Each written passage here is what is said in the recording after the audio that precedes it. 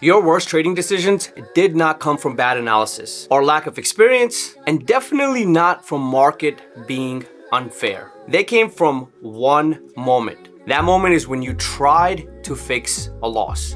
I've been there, and I'm pretty sure a lot of you guys watching have been down that road. Revenge trading, doubling down, adding size when you shouldn't, and taking a random setup just to make it all back. All of it comes from one place. You didn't accept the loss. It's really that simple, but most people take years of revenge trading, over trading before they actually accept and try to fix this mistake. Because the thing is, if you don't understand it as quickly as possible, the market will keep teaching you this lesson over and over and over again. And depending on your account or your position size, it can become a very expensive lesson.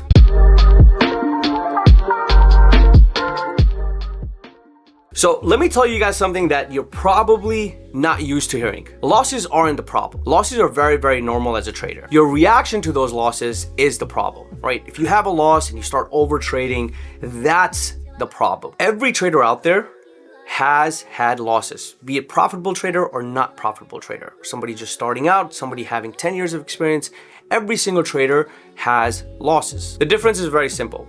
New traders who don't accept their losses usually go through an emotional roller coaster and start over trading, revenge trading, adding on to their trades, versus winning traders. What they focus on is, all right, how do I get my confidence back? How do I get back on the horse and not make the same mistake again? Because the market does not care if you're right, it almost worked, and you needed that win today, right? Market doesn't care about that. The simple thing is, once you're stopped out, the trade is over. Walk away.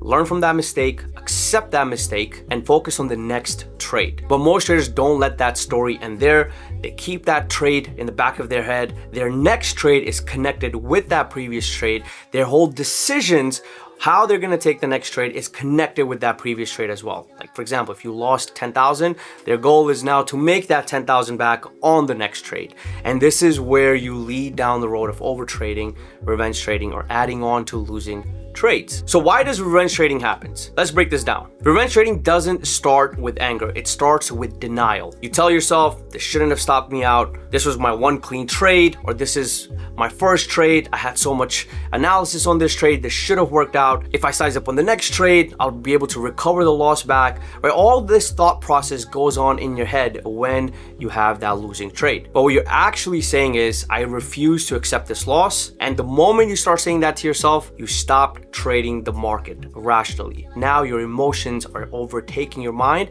and next trade from there on is all going to be emotionally based. And that's where accounts get destroyed. Now, I have a rule where once I have two back-to-back red losing trades, I take a step back, I walk around, get coffee, do something, anything besides looking at a chart. This helps me reset. This helps me realize, all right, I am making mistakes in the market.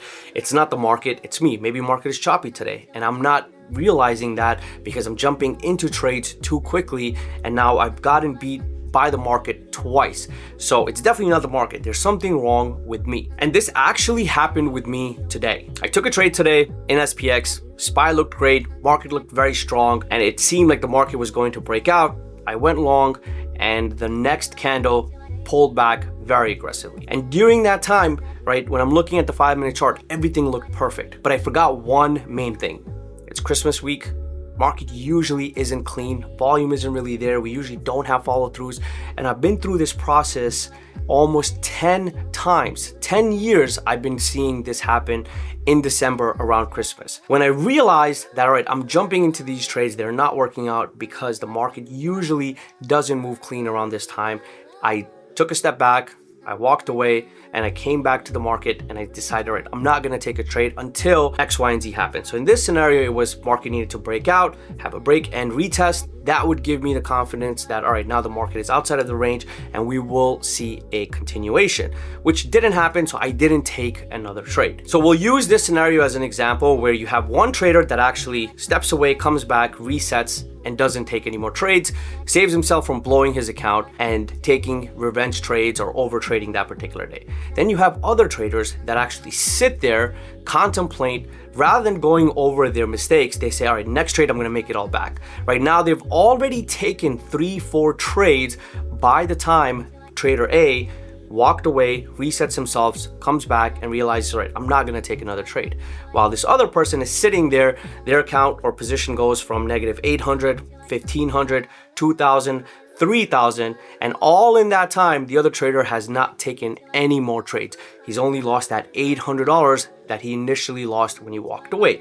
Now, walking away and resetting is going to help you not jump into other trades like trader B, and that's going to help you avoid overtrading and revenge trading. Now, in this scenario, same market, same setups, only the approach is different. Certain rules are in place to make sure that trader doesn't mess up, which is 2 trades, don't work out, take a step back. Very, very simple. Trader A doesn't lose his confidence, doesn't break his account, can come back tomorrow, trade again without letting the previous trade dictate the decisions he's gonna make on the next trade. Versus the trader B is now rethinking how much he actually knows about the market.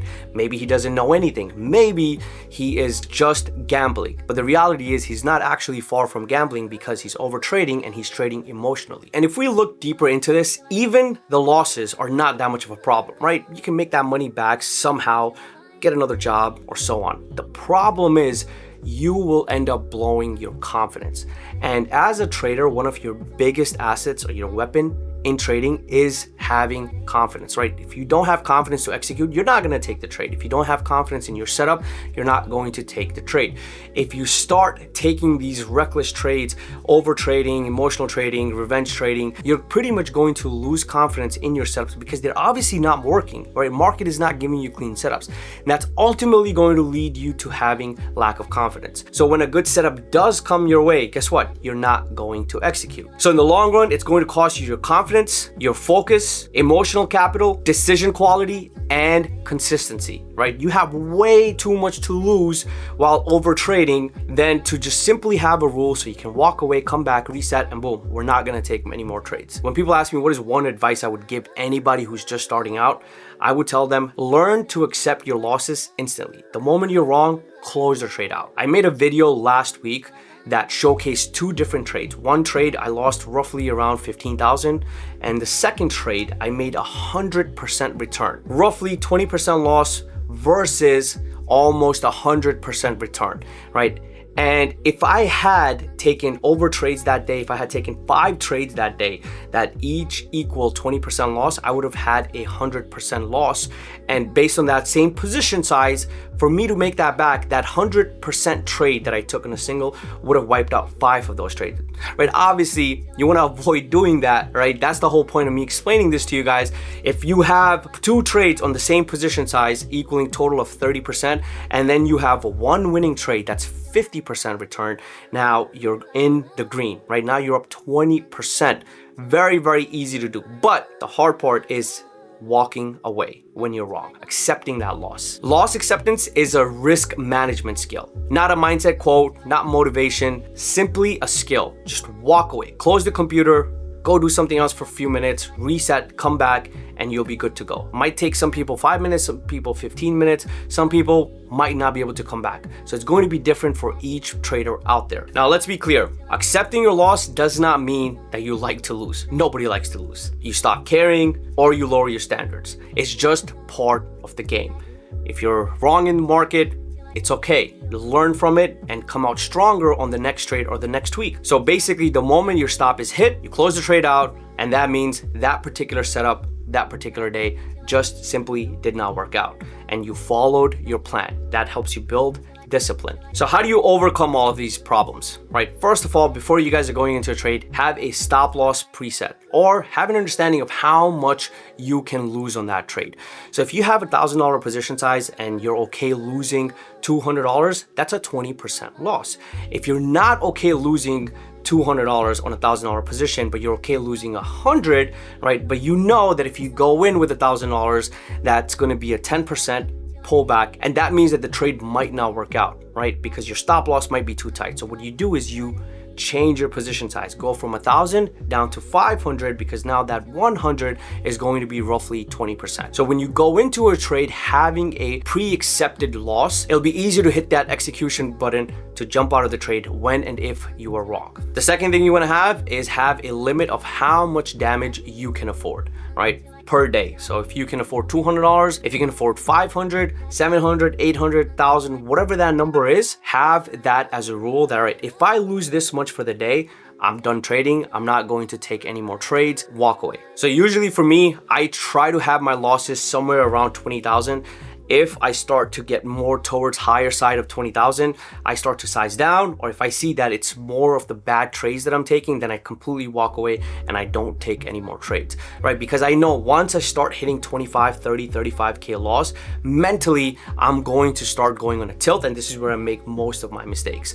So understanding that about myself helps me create a rule of how much I'm okay losing on the day, because when I'm right, I can easily make that or more back. But I want to make sure that I limit how much I give back to the market. Next is separate identity from outcome, meaning don't think you're a bad trader just because you had a losing trade, right? There are days where I have back-to-back losing trades, 3, 4, sometimes 5, because I can't seem to walk away.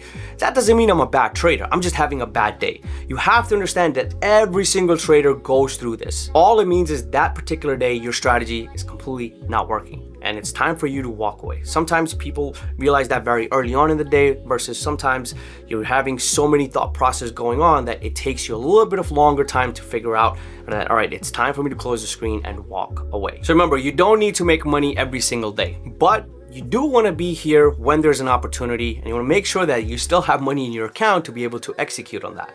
But if you take these over trading, revenge trading, adding on to your losing trades mentality, you're not going to be here when that great opportunity actually presents itself. Even if you haven't blown your account, your confidence is not going to be there to help you hold that winning trade long enough. So keeping these things in mind is going to help you stay away from overtrading and revenge trading. Market doesn't punish you for losing. It punishes you mainly for not accepting that loss. Because when you hold a trade as it's going against you for a longer period of time, obviously you're gonna have those losses accumulate. You might be down 10%, now 20%, now 30, 40, 50, and so on.